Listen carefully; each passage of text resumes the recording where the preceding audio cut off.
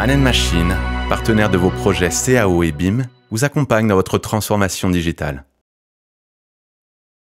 Bonjour et bienvenue dans cette vidéo pour personnaliser vos raccourcis clavier. Pour savoir déjà si votre commande possède un raccourci clavier, il suffit de venir sur la commande, donc par exemple ici mur, et donc entre parenthèses, s'il y a un raccourci clavier, celui-ci est indiqué.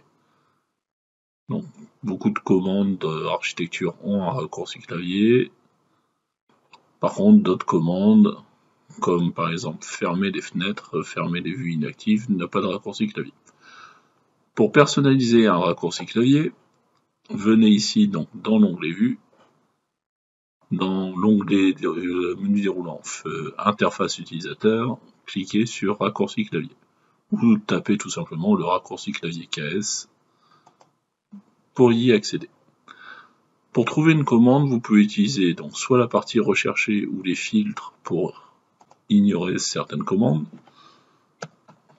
Donc là je vais taper fermer et je vais retrouver donc ma commande fermer les vues inactives.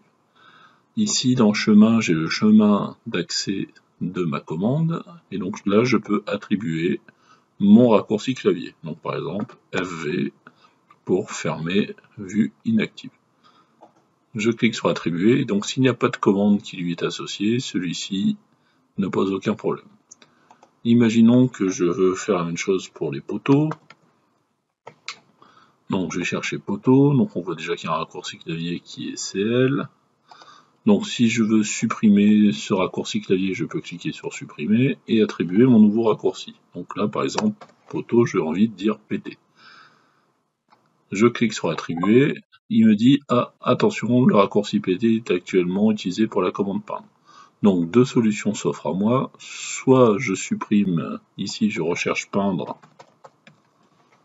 et je supprime le raccourci clavier, soit j'accepte et tout simplement quand je vais taper PT, ici dans la partie en bas,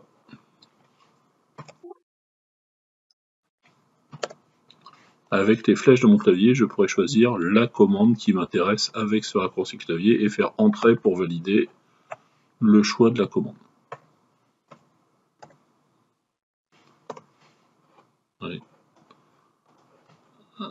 Ensuite, pour valider mes raccourcis clavier ou exporter mes raccourcis clavier, ici j'ai le bouton exporter et importer. Donc en cliquant sur exporter, je vais pouvoir créer donc un fichier XML de mes raccourcis clavier que je ne pourrais utiliser dans n'importe quelle version de Revit, donc antérieure ou supérieure, car il s'agit d'un fichier XML et il ne recherche que les commandes existantes entre chaque. Donc voilà comment vous allez pouvoir personnaliser vos raccourcis clavier dans Revit. Je vous remercie de votre attention et à la prochaine fois sur une autre vidéo. Au revoir. Man Machine, partenaire de vos projets CAO et BIM, vous accompagne dans votre transformation digitale.